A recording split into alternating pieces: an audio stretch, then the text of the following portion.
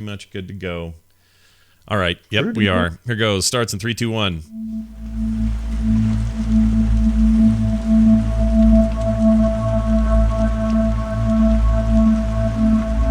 Hello, everyone, and welcome to There Will Be Dungeons at therewillbedungeons.com, a podcast and live show all about Dungeons and Dragons.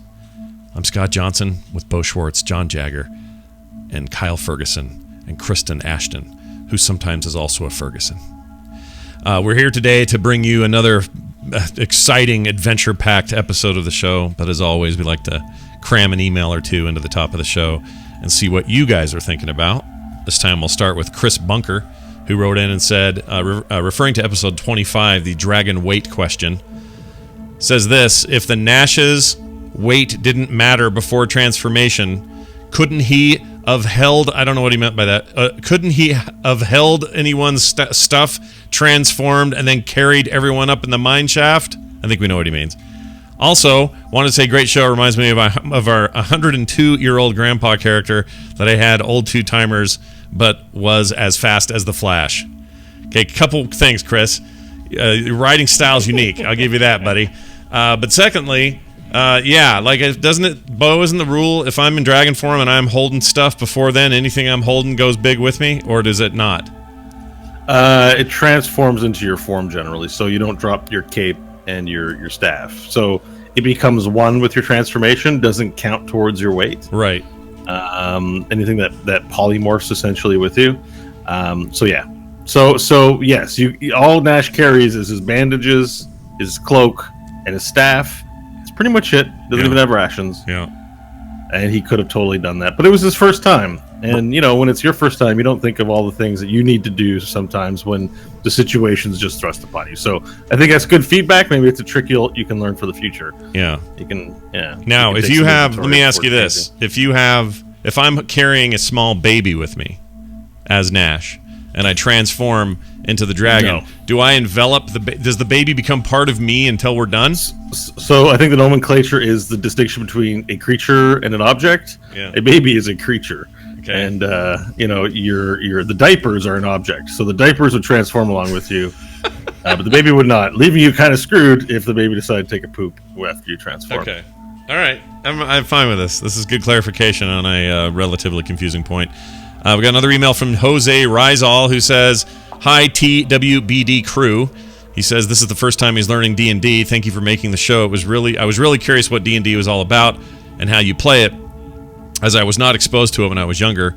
He lived in a different country and just had different access. My favorite character is Nash because he is pure comedy, and I find myself laughing like an idiot alone, listening on my phone.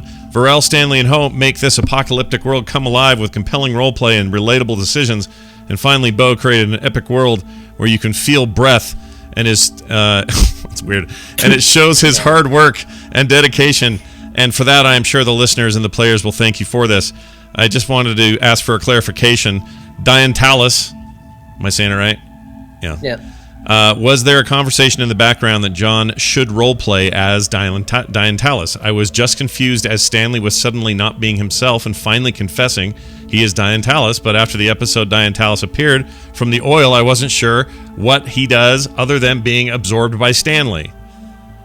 So that little part of the end's confusing. So, it doesn't happen on the show, but all the participants in the game are free to have private consultations with the DM as they need to. Okay. Yeah. And that's happened. And I think it's happened with everyone at the table. Yeah. Clearly there was there was a private consultation. I mean, can we talk about how far back the idea was floated for this? Why not? Do it. I want to say Bo and I first talked about, not specifics, but like roughly the idea around the time of the episode where we left Dust Hill. Oh, wow. That's a long time ago. Yeah. I'm surprised by that. Nothing was committed to or anything, but it's where the idea first came up. No, usually a player will say something, I'll make a note of it, and I'll let many weeks go by until you've forgotten about it or don't care about it anymore, and then I'll spring it on to you when you don't want it. That's really what you do. I didn't realize that. Basically what happened too. Were you hoping that I was going to forget I had that mirror and just there was going to be some repercussions from that mirror problem? I felt like I needed to remind you about the mirror because I would have been accused of DM, you didn't look there. Ha ha! You die. Yeah. So I gave you a little reminder. But Yeah. yes, there would have been repercussions had you not given back the beer. Well, I appreciate the reminder. It worked out well for me. There's repercussions for everything. Really. Yeah, I agree. Including you sending emails into the show. Check your grammar and your sentence structure when you do it. That'd be great. So not that was terrible, Chris, but take a little time. May have been his phone. I don't know. Who am I to judge? But yeah, keep sending those in. All you got to do is go to therewillbedungeons.com. Right up top, there's a contact link, and boom, you can send us your messages right away. All right, as is the tradition, I now hand the baton to Kristen, who will sum up our most recent episode of There Will Be Dungeons. Last time on There Will Be Dungeons, nothing burned down, nothing gained. Charlemagne revealed his resolve to reconvene with the recently run-out Jettles McReady, kicking off a covert conference concerning the corpse. Should they say what they saw? Should they stalk Charlemagne in secret? Should they stay shushed? Following this, flamed other flabbergasted followings they fretted over. Should they seek the swollen sack of a superior the suspicious tiefling has solicited them to? Should they seek the scared-off scholar? Should they save the sentient stimulant suppliers? In the midst of these musings, the group was gifted the grounds to go to the Golden Gargoyle to gamble and gallivant. Would they do that instead? Ultimately, a course of action was concluded. Charlemagne was told the terrible truth. Troubled but not at the troop, he trounced turbulently to the 26ers. Vrel next took the four to the Toe Ripper's territory. Taunting instead of talking, Vrel laid low a lackey and the bloodlust began. Hope and Vrel killed cruelly as they careened upstairs. Nash and Stanley daringly damned daunted delinquents downstairs. Nash acking up acid and Stanley fostering a fire that soon flamed ferociously. Upstairs was devoid of any director. Gone to the Golden Gargoyle he was.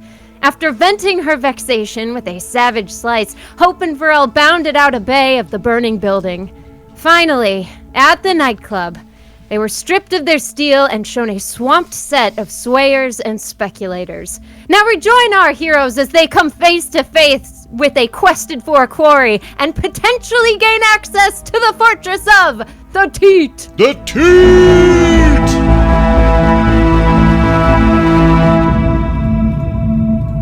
All right, Wow. well done. To Kristen. Oh Well my done. God. Well done as always. You've been hard mode this week. Yeah, no kidding. It was great. Thank you. Well, Uncle Schwartz, give us the Please start. don't. Please don't do that. Didn't like hearing that one. All right. We return to There Will Be Dungeons. We return to the party who have just entered into the smoke-filled din of a nightclub on the basement level of one of the buildings in Trashburg, a place called the Golden Gargoyle. You've given up your guns, nodded to the bouncers, and walked in, and you see a band with a guitarist, a bass player, a trumpet player, and a French horn player, and a flautist, as well as a person on piano. And there's this loud, heavy, groovy jazz music, and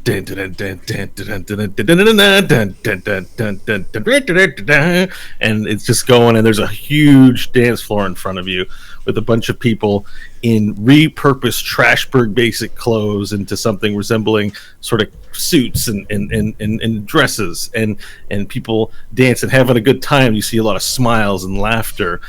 Off to the left, you see people sitting at tables engaged in intense conversation with cigarettes and mugs filled likely with some kind of mead that is popular here in Trashburg. Everyone seems to be having a great time. This is a happening spot. The din of conversation is in competition with the hazy smoke that's in this place. Ventilation's poor, smoke is high.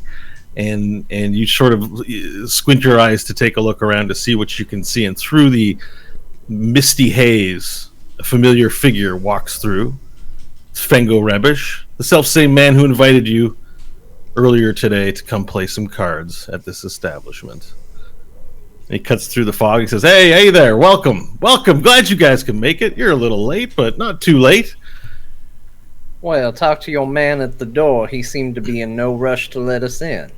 Oh, it's the sharp one. You gotta wear armor around you. Nah, well, you gotta wait in line. We don't want to overstuff the place. As you can see, there's a lot fire hazards around here. Like to keep things under control, but hopefully you didn't have to wait too long. I lean over to Hope and say, "See, gun fingers."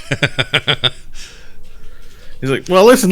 Look, I'm glad you guys can make it, and sorry about the wait. I really did want you to have a good time while you were here. So one of the things that I'm gonna do, is let me pick up your tab. We have these this food here. If you look across, you can't see it right now because the dance floor is packed.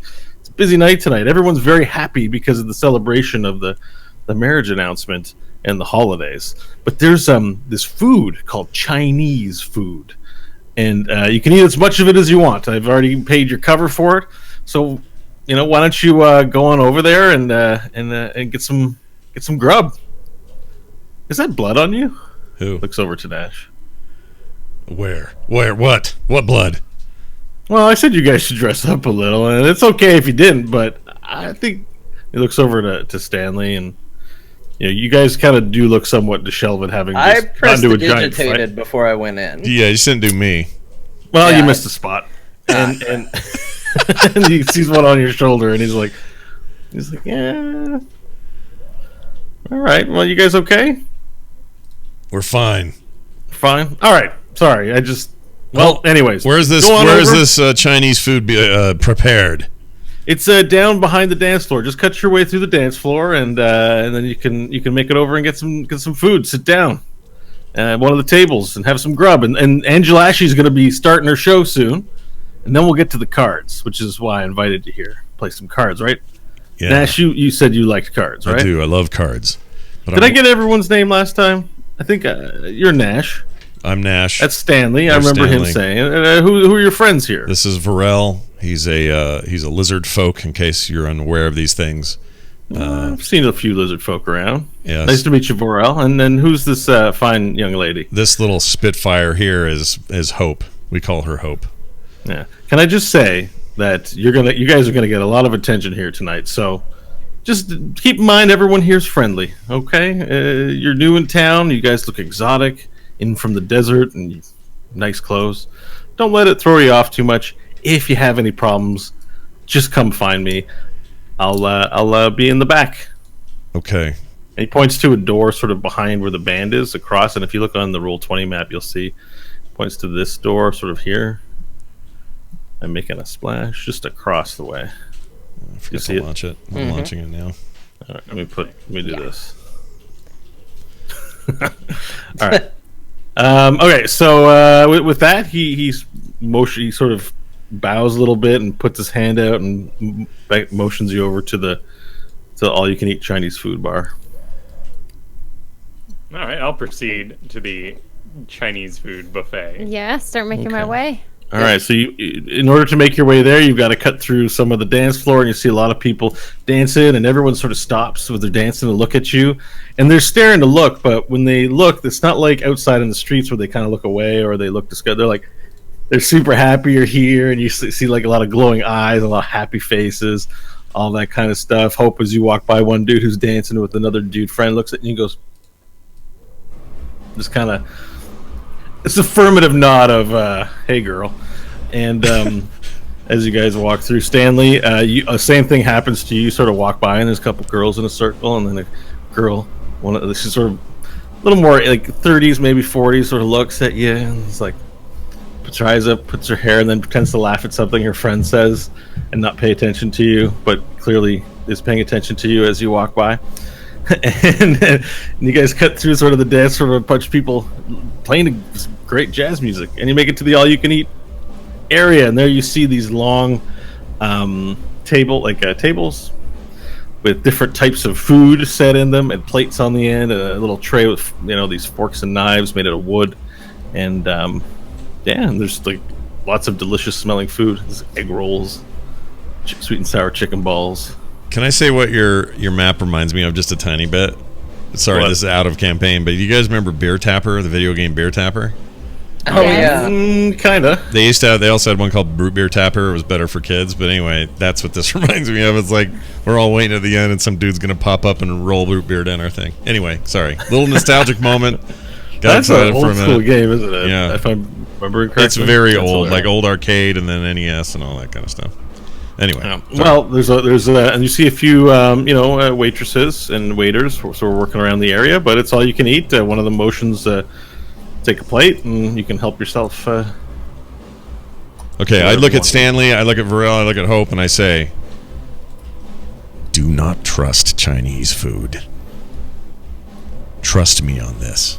You don't want to eat Chinese food if you don't know where it came from.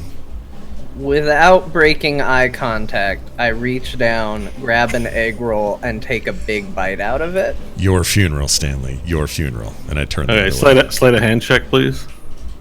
From Stanley? Oh. Yep. He's not looking at what he's doing. Oh no.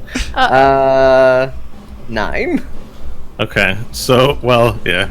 Too bad it wasn't a 1. It would have been a hilarious idea. You reach down and pick up the egg roll and put it in your mouth without looking successfully. Tell me more, Nash. Hope's gonna start filling up. How is it, by the way? Is it any good? I mean, I can't tell you if your character likes Chinese food, but it's well made. It looks Okay. like it's made with fresh ingredients. Another surprise from Trashburg, given that it's so crappy here, seems to have delicious abundance of food and water. How do you feel now? I would ask Stanley. Fine. All right, give it some time. I'm just saying, look, there was a time there was a time in the solar mines, and I'm not just going to refer to a book here, okay? Where we were trained in the finer arts of poisoning our enemies. And as part of that training, we would often use what was referred to as Chinese food. I don't know anything about why it's called that. I don't know what the word Chinese means. I just know it was used as a weapon where I come from, and so I'm just a little wary, that's all. Noted. Take another bite. It's good. All right. Nash is only going to eat. Tell me what's on the tables. Like, what options do I have? If you can think of it, it's there in terms of Chinese food. Okay, I'm just going to have So tell me what your heart desires. I'll let you know if it's there. a bowl of white rice, and that's it. And it's chicken fried rice. Chicken It's no white rice. Chicken fried rice. Is that a thing? Why does that Like sound brown wrong? rice? Just fried rice? Is it chicken fried? Have you ever had chicken? Oh, well. Fried rice with chicken in it. Okay. Oh, I guess it's just fried rice. It's always been chicken fried rice, as far as I'm concerned. I might have that wrong. I might just Fried call it rice wrong is the thing. You could add chicken to it, and then I would assume it would be chicken fried rice. Yeah. All right, I'll take It's your fried chicken. rice. I'll take your fried rice. That's what I'll eat. Okay, it's fried rice. It's all. It's just fried rice. That's it. Little bowl of fried rice. That's it. There's a glowing yellow and glowing red sauce than fried rice. I'm not putting it in there. I'm just gonna eat the Okay. rice. That's it. Plain rice for All right. for Nash. Hope, Varel, Nash, or Stanley. You can assemble a plate or any other Yeah, action? I'm just gonna grab what looks good and then get a drink before It all heading looks over to good. where we're sitting. It all looks and smells quite good for food you've never had or seen before. Everything's Cool. So it's an my adventure. plate will be haphazardly piled with food. Okay. May not all work together, but it fits. And then I'll get a drink. As I have Alright. never seen any of this stuff before, I'm doing what you would do at like a potluck, taking a very little bit of everything that I see and just creating a plate from it to try and find out what I like. I will have at the fried rice that Nash suggested, but I will succumb to if there is a beef and broccoli. I will pick only There's the beef. There's beef and broccoli. There's definitely beef and broccoli, and it resembles more like what you would eat in cooked form because it's brown Yeah. and meaty. I'll find it trustworthy, and I will spoon myself only the meat and leave the Okay. broccoli. Perfect. So you each assemble your own foods, and as the beef runs out, Varel, and a moment of panic sets in as you maybe wanted more. Someone, a waitress, comes out from the back with a fresh, it's billowing sort of steam, and takes out the tray that's in there and puts a fresh pile of beef and broccoli in there, replenishing its supply. Oh. And now I stand with my plate, wondering what I do next. Yeah. So there's meat available at the bar to the right. The waitresses are serving, so you can collect some mead. Hello there, love. What would you have? I'll have whatever is available. Well, it's mead, or we have whiskey. Do you drink whiskey? Oh, yeah, let's take some whiskey. All right. And she takes out a glass, pours a small amount of whiskey in it, and goes, "There you go." Thanks. And you, big man. I have not lowered my plate yet. Oh, would you care for something to drink? Oh, do you have coffee? No, sorry, love, no coffee here. We have mead, we have whiskey, we have water. The meat, then. Okay. Pours mead. Hello there, love. Points to you, Stanley. Is there anything you'd like? I've had enough alcohol for the day, thank you, though. Oh, no. And he looks over to you, Nash. Says, "Would you like something to drink there?" What's the water situation here? It's water, Clean? of course. Nash, you asked those same questions last time. That's some meat, Nash. Where do you extract it? Water comes from the supply of water we get from the keep, just like everywhere else. All right, F your water. I'm having whiskey. All right. And I don't she trust it. Takes the bottle again, pours you whiskey, gives it to you, Nash. Can't trust the water in this town. All right, so you have your plates and your drinks, and you're holding them up, and you only see a few spots that are actually available to sit sort of near the stage, not the stage, but near the dance floor, if you're going to sit to eat. Yeah, definitely.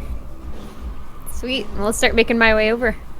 All right, so you guys sort of clear off some spots on a table, you pull a chair over. You don't have to use the literal chairs on the mat, you can just pick a table if you all want to sit at the same one. And you guys start chowing down. You sort of take in the sights and sounds. It's very loud, so you kind of have to yell a little bit to speak with each other. But for the most part, you're getting a lot of looks and attention, but it all seems to be smiles and sort of groovy positivity. Don't suppose anybody noticed the individual we're looking for. I'd like to look at this door to our left. It's back by the bar. So that door's been swinging open. Every now and then you see they've come out with their plates of food.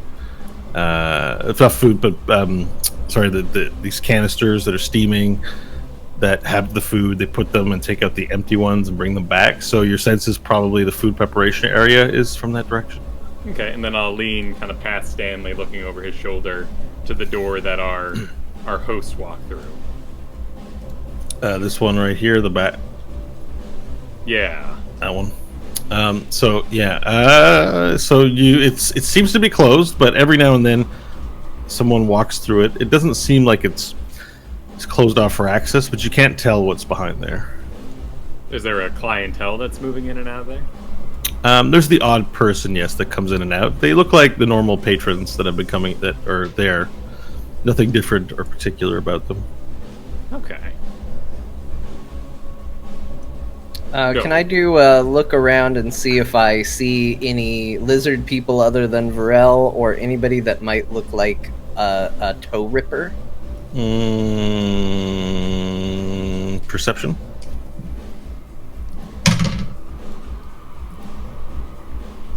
That is going to be a 16. You take a sweep of the area and see nothing resembling a lizard folk other than Varel, and see no toes where they're not supposed to be. All right. As you sort of look around, eat quietly, you're there. A gentleman walks up to the table. He says, "Excuse me. Hello. Hi. Hello. How do you do?" Thank you. The name is Tom. It's good. It's good to meet you. I see that you're new here, and I see that you've availed yourselves of the Chinese food and the beer. I just wanted to introduce myself in case you were looking for other sorts of entertainments. I am a purveyor of said entertainments.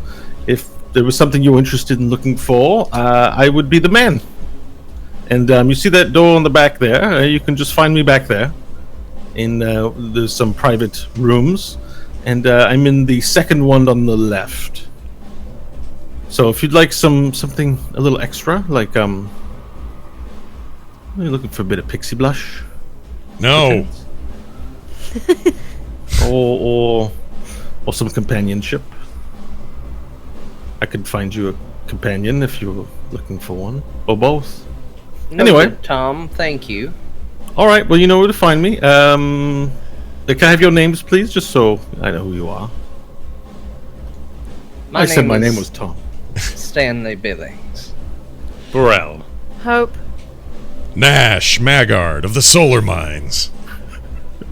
Thank you. I realized I did that backwards. I'm a little out of sorts, but I'll be back there. Second room on the left. If you should change your mind, I give the best rates in the city. That's fantastic. All right. And he makes his way back past the door into the other room. You should As be you're more si- confident. As you're sitting there eating, Stanley, you notice that the woman that paid attention to you as you walked by, she's kind of dancing near your table, and she kind of keeps glancing over at you.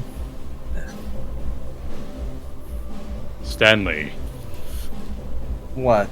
do you wish to dance?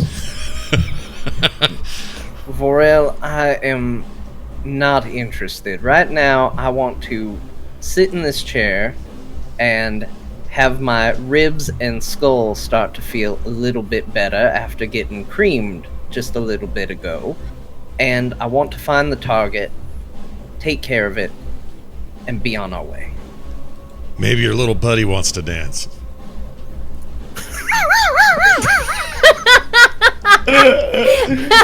Oh man. And what exactly do you mean by that, Nash? You know, Diane Tallis. Maybe he'd like to get up there and cut the rug a little bit. I'm just saying. Yeah, that's what he meant. That's what he meant. There's two of you now, so I didn't mean his. I didn't mean his penis. I don't give a damn what Diane Tallis wants right now. I'm just. came here for a reason. It's loud, it's smoky, and I feel extremely sick. Can we please finish what we came here to do? Well, he's a barrel. Before the orgy begins. Yeah.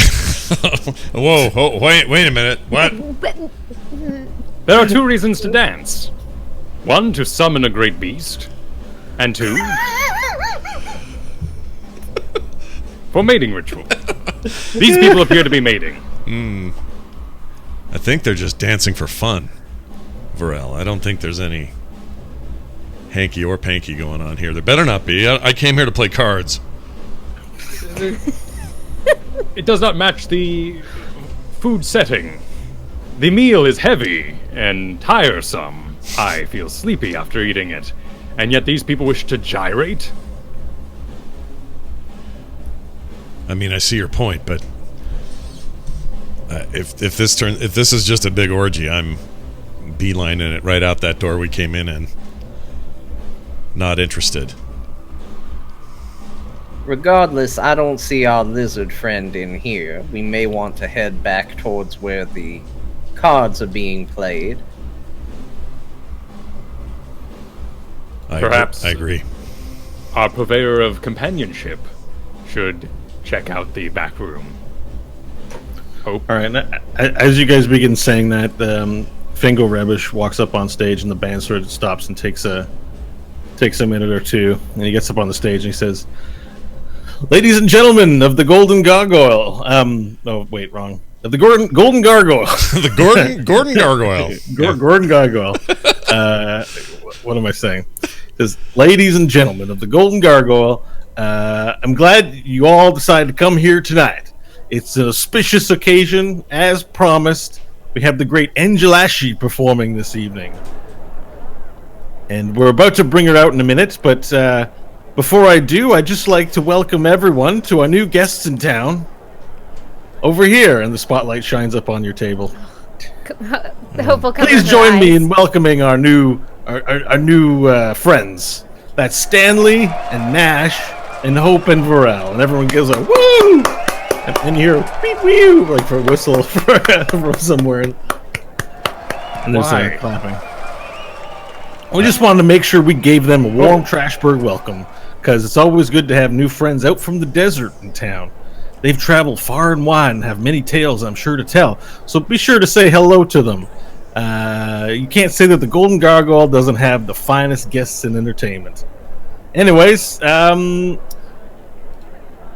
be sure to talk to them after the show and not during the show, because we're about to bring Angelashi out here. And then the crowd goes, yeah, I love Angelashi, yeah! And there's people cheering and shouting. And the lights grow dim. And a tall, from the back of one of the back door areas where the bouncers are on the left side, or sorry, stage left, which is your right.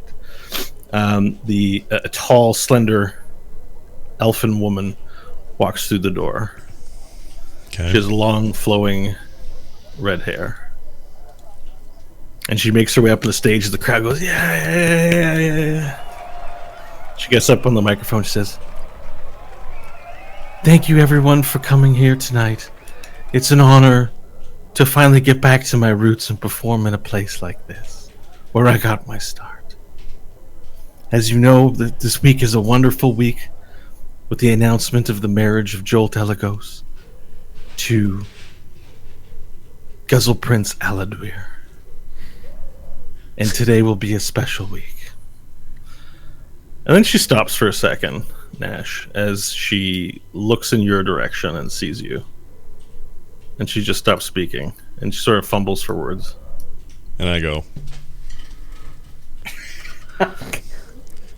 Like she's looking behind me. And then she's sort of looking at you, and then she shakes as if she remembered where she was. And then she says, "All right, I think I'll get started."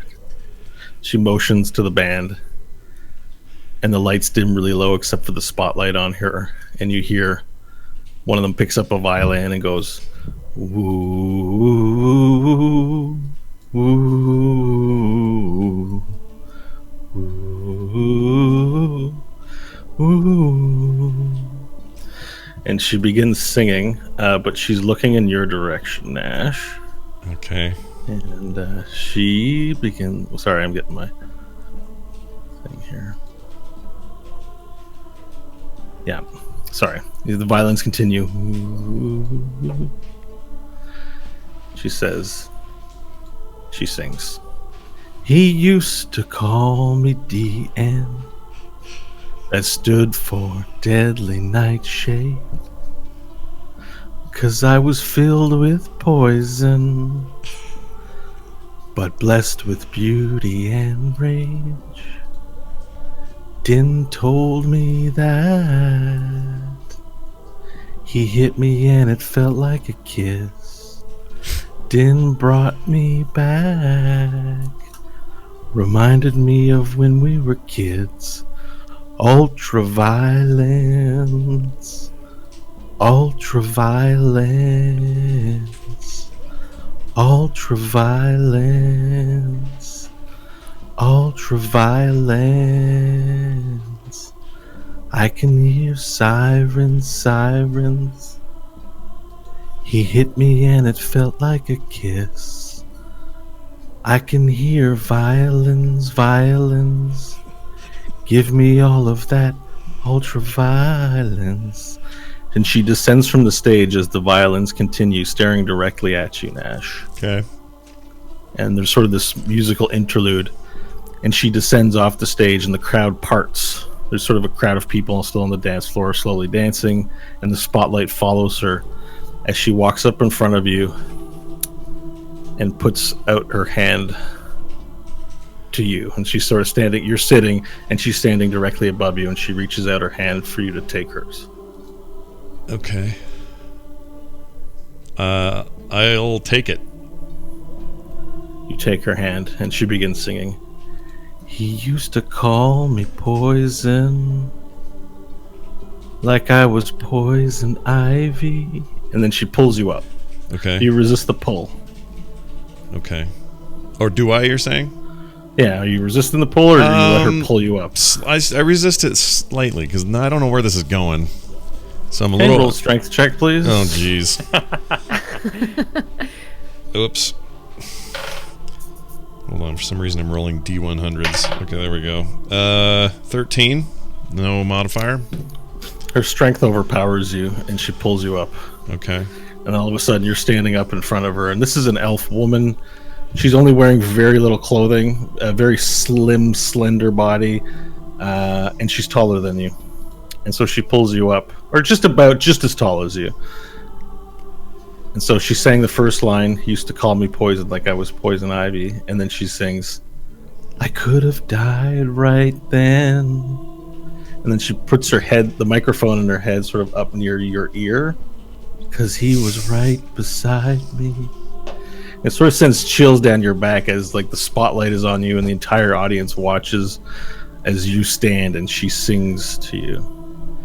She begins dancing around you and says, "Din raised me up. He hurt me, but it felt like true love." And then she takes your arm and puts it around her so that you're behind her, standing behind her with one arm sort of over her, but she's leading all the motion. You're just kind of standing there like a puppet. But in that motion, you feel her body close to yours. "Din taught me that loving him was never enough." And then she sings, "This is ultra violence." And she turns around and hits you in your solar plexus, pushes you, and you fall back down and like sprawl into your chair. And she continues singing, "This is ultra violence, ultra violence, ultra violence." And she starts making her way back up to the stage. And as she gets back up on stage, she turns around and looks at you as she finishes singing the song. And at the end of the song, the crowd goes, "Yeah, woo, woo, woo." They whistle. Just like that. All right. And the band, without breaking a beat, just starts moving into a more upbeat number. And she says, "This next song is dedicated to my friend." Bam, bam, bam, bam, bam, bam, bam, bam. She starts breaking into the new number. And just as the song begins, you hear a loud banging come from your right. And then bodies start moving around, but the band's still going and people are still cheering. But you see some light flash off to the right by the coat check. And you start hearing some yelling, "Move, move, move, get out, hit him." And then you start hearing the sounds of violence as like punching starts flying out to the right. And you guys all notice this, but most of the crowd hasn't noticed it. I'll drop to the in a squatting position and start crawling my way back to that back door where our host said he was going to be. Okay, I'd like to stand in view over the crowd. Okay, you stand in view of the crowd. You get a better view. Roll a perception check, please.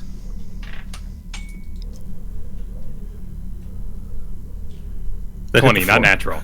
Okay, so you jump up onto the table, kicking off everyone's plates, and take a look, and you see there's a massive, you see toe rippers right in the entranceway, and they're hitting everybody, and there's a sea of them coming in, and they start hitting, and within seconds as you get up, you hear a scream, "Ah!" as people start screaming, and a big mass of people start running your direction, and the band stops playing, and Angela actually looks around, and one of the band members gets up, and they usher her out to the back door, and as the screaming begins, you hear as two doors bolt open and a whole bunch of toe rippers run in from the back of the kitchen in the other area, and they come in, they start hitting everybody just with sticks, these lethal pow as metal pipes hit heads of all the attendants there, and within seconds the place is in chaos as dozens and dozens of toe rippers start running inside. And as you go to run that direction, Hope, you're cut off by people not necessarily paying attention to you, but you're cut off by toe rippers as they run through and start hitting everyone they can, performing lethal blows on people or hitting them, and they're on their ass. And within seconds, the place is overrun with toe rippers and a giant panic crowd as they try and make their way out of whatever exit possible. So you guys are trying to move towards that back door, but very quickly, toe rippers stand up in front of you and look in your direction, and you hear screaming and cries of pain everywhere. And within seconds, you're surrounded in the middle of dance floor by toe rippers. I go, There's- it was the Chinese food! I'm telling you! Now, as you're circled in on all sides by toe rippers, and remember these are big dudes wear just nothing probably but loincloth and the Trashburg basic, but they've got toe piercings on their face, necklaces with toes on them. Some of them have rings with toes on them. They're all big, they're all men, and they all look angry. And they close you in. They got their pipes, and they're hitting their pipes in their hands. As in the background, behind the ones facing you down, people are being dispatched. Just at random, just people just being. Just if they're within melee range, they're hitting people. But the four of you specifically are being targeted and centered, and moved into a center area. And next thing you know, before you know, within seconds, the place is swarming with toe rippers, and you're encircled on all sides on the dance floor. And then you hear, "Make way! Make way!" as a path towards the main entrance you came into opens up through the gang of toe rippers, and 3 figures come walking in through the hazy smoke of the Golden Gargoyle.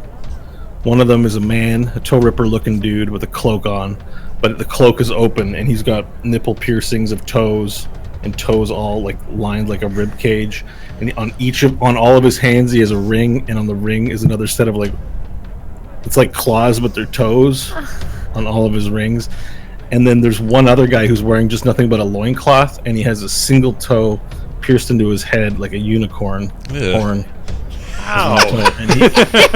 And he's thin but like Bruce Lee strong. He's got these rippling muscles, but he's like looks thin and fast. I know what I'm drawing later. I'm drawing Towhead guy. That's amazing. Sorry, and behind him is a lizard folk in a wheelchair. Oh shit! And the wheelchair is being wheeled by one of the toe rippers. And the first thing you notice is that it's a bronze lizard, and he's not wearing any clothes, as lizard folk don't. But he has no legs. His legs don't look like they've been cut off. His legs look like they've been born malformed, and there's this weird deformity to both of the legs. And he sits in the chair with his side eye looking this way and looking up at the sky, and he's behind the 2 in front of him. And they wheel them out.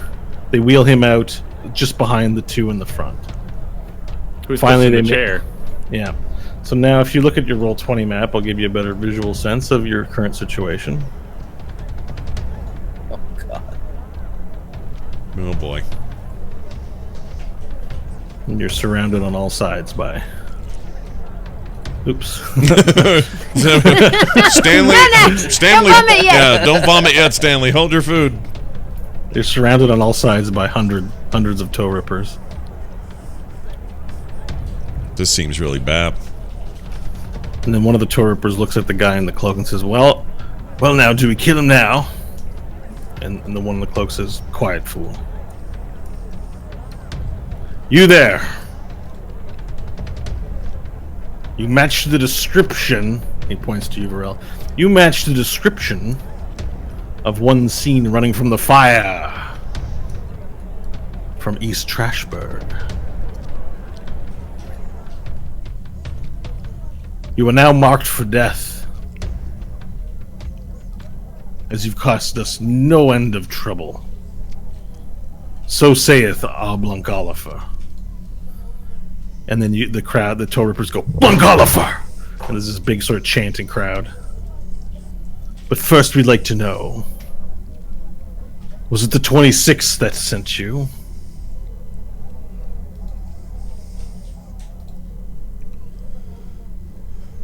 I would remain silent. He doesn't wish to speak. He sort of looks to Blancolifer, and he says, it doesn't appear you wish to speak. And Blancolifer looks in his chair and he's like, then make him speak, I must know! He's a pisser. Well, it seems as though you've caused us no ends of problems this night.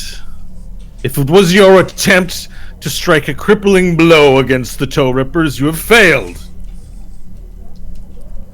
You may have brought the Teat Guard down upon our heads, but we do not lie down easily, and we'll kill every 26 block member from here to the ends of this world. And we shall start with you. Do you have any last words before we rip your toes from your bodies?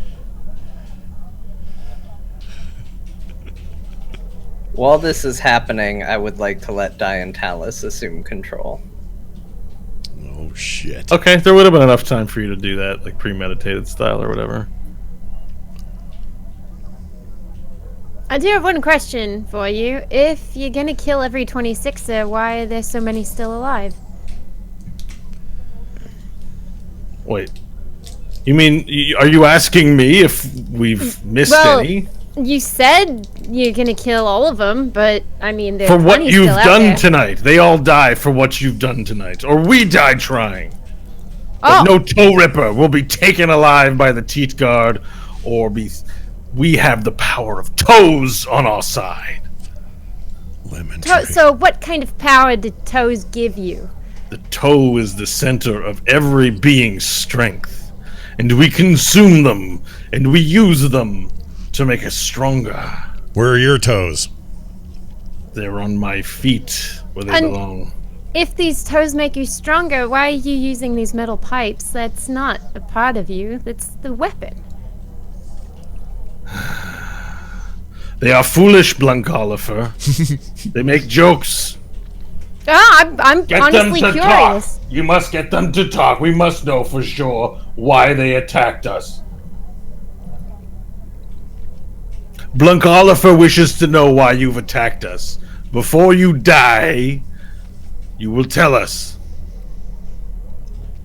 You hear metal hit flashes. People take their pipes and their bats and smack them on their hands all around you. I go, You look in every direction, you see it's 2 to 3 rows deep of toe rippers on all sides. Big huddled shadows. Threatening stares. You hear the breathing of 100 men. Ramping themselves up to become violent. I go, What Lemon fire are tree. you talking about? lemon What attack? tree. Lemon tree. The fire on our lair in East Trashburg, the one that you set, I didn't set a fire. 4 persons matching your description according to the ones who got away, ran from East Trashburg and headed straight to the Golden Gargoyle. To boast, perhaps, about their exploits. Who knows what travels through the foolish minds of desert wanderers? But today will be your last day to cause any more pain for us. Make them speak. I must know who sent them. You will be made to talk. Perhaps not now, but we'll kill one of yours. Maybe we'll kill 2. Maybe we'll take all of your toes and you will no longer be able to resist. And Stan- finally the skinny one next to him says, yes, they do scream when you take their toes. And as you say that, you hear, fresh! And then Bok Bok sort of moves between some legs and comes out in front with on the side near Blancolifer, and he goes, he looks at Varel, and he looks at you, and he looks at Varel, and he sort of puts his arms out, and he goes, and he's saying, no fight, friend, all friend here. And Blancolifer and Draconic goes,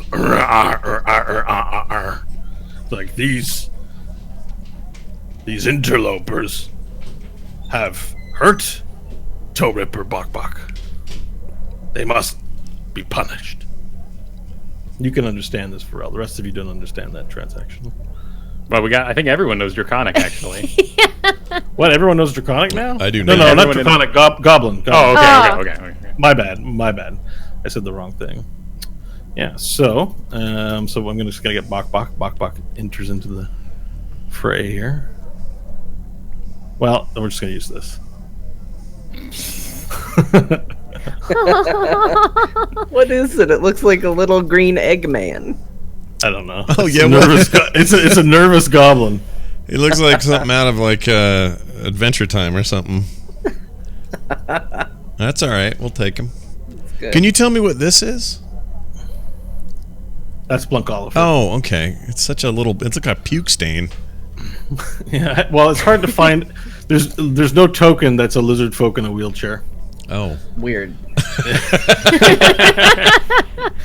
Comes up all the time in Dungeons and Dragons. Oh, there he is. I can see him better now, close up. Okay. That's your guy. They're sort of staring you down, waiting for you. Stanley, you're the negotiator. Say something. Because I don't know. I don't know he's transformed. Foggiest idea what they're even saying, Nash. I can't believe how happy I am to hear that voice. Says Nash. What voice? That's Diantalis. That's not Stanley. Really? Yeah. This could be good or real bad. I'm assuming I'm standing tall, proud, head up, as this conversation's happening behind my back. Yeah, exactly. And I'm listening to it, and I'm watching Bok Bok panic. And Bok Bok looks to you, Varel, and says, Bok Bok have important. And he goes, He points at his teeth. he point, you! And then he turns around, he points at Blunk Oliver. Teeth same. Teeth. No teeth. Teeth. Teeth touchy. Teeth thingy. Same. The gums? Gum. Yes. Gum. Varel gum and Blunk gum. Same. Blunk Oliver. He speaks nonsense. Listen not to this goblin. And yet, we have paused our conversation for him. What is the meaning of this, Bok Bok? Toe Ripper fresh. Toe Ripper friend. Because same.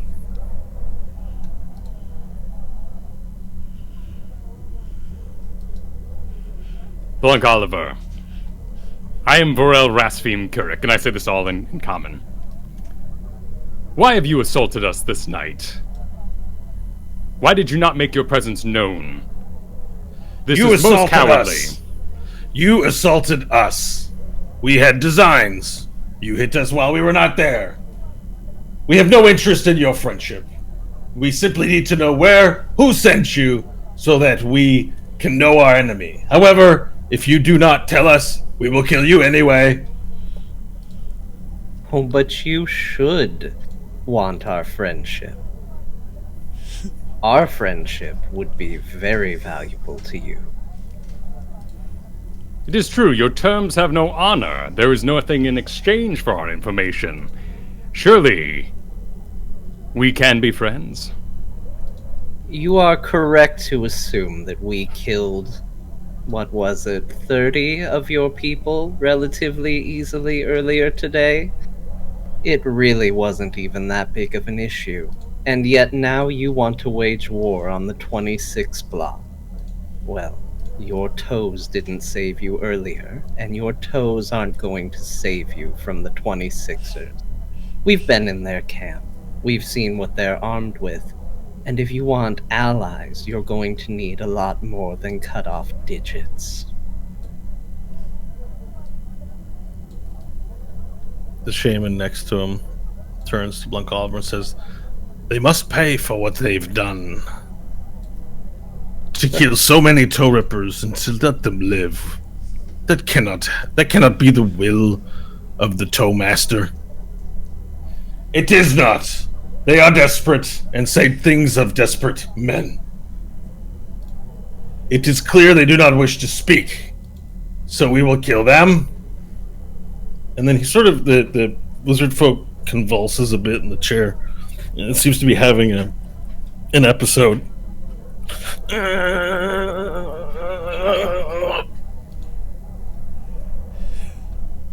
And then the monk starts wrapping things around his hand. The one with the unicorn toe on his head. Our master is done speaking. He is upset. Toe rippers, attack! And then everyone starts to spring into motion instantly. You have a second to decide if you're going to do anything before 100 toe rippers descend on your faces. Oh my gosh. We can't take all these guys. You can't consult the other players. You have to tell me what it is you're doing. Immediate dragon mode. Okay, Nash is going into dragon mode. Yeah. I'm gonna turn to face them and see if I can grab the first pipe that tries to hit me. Okay, so you're going to ready an action to grab the first pipe that hits you? Yeah. That tries to hit you? Pharrell? Intimidation check, and if you wish to continue, I will have stuff to say. Intimidation check on who? Like what? Everybody in Say what you're going to do, and I'll call the check.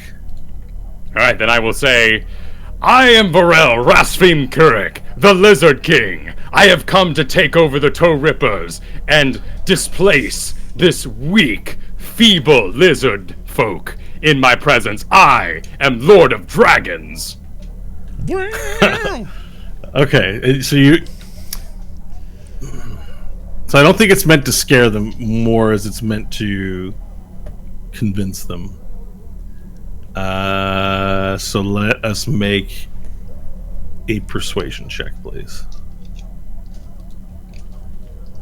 I can't ask Diantalis, right? He's not a bard. You can your choice of your choice of persuasion or performance. He can't help. You can, like, someone could jump in and aid, but we can't. You have a split second. They're coming. They're as you yell these things. To they're be fair, charging. Nash is turning into a dragon behind you as this is being said. Yeah. Right. Cool. All right, I'm rolling. 14. Okay. We'll let you know the results soon. Stanley, you have yet to declare what your action was going to be, or Diantalis, pardon me. Would like to cast Misty Step as everybody charges forward to... What is that? So, casting Misty Step. I don't need to know what that does yet. Misty Step, I am briefly surrounded by a silvery mist and teleport up to 30 feet to an unoccupied space that you can see. So... Okay. Misty Step, Dragon, ready, and it would be to right... Why isn't my ping working? It would Okay. be to here as they all charge forward, this square. All right, very good. As you begin to initiate those actions, Stanley or Nash, you begin to you begin to convulse as your form scales just grow out of you and your eyes grow back and your form gets large and Varel's yelling to everyone charging, closing the 10 to 15 foot gap between you on the center of the dance floor. Hope you just ready up to wait for the first pipe to come down, and I guess you vanish into thin air, Diantalis. That's the beginning part of what... Yep. Okay, you vanish into thin air, and then pew, the lights go out. Oh. The lights go out in the room, so let me just make sure we can fix that here for you guys. The lights go out. Pew, and you can't see anything. But you hear the steps and yells of "Ah! Get their toes! Get their toes!" as they run forward, and you begin your actions, and that'll take us to the break. Oh my gosh! Oh, jeez. Get their toes. Perfect. I'm terrified by that. I don't like it. All right. Well, there you go. Rack and 10 for sweaty darkness fight. I'm a little freaked out. Yeah, we'll be back in 10 minutes, everybody. So kind of take a quick break. Don't go anywhere. We shall be right back.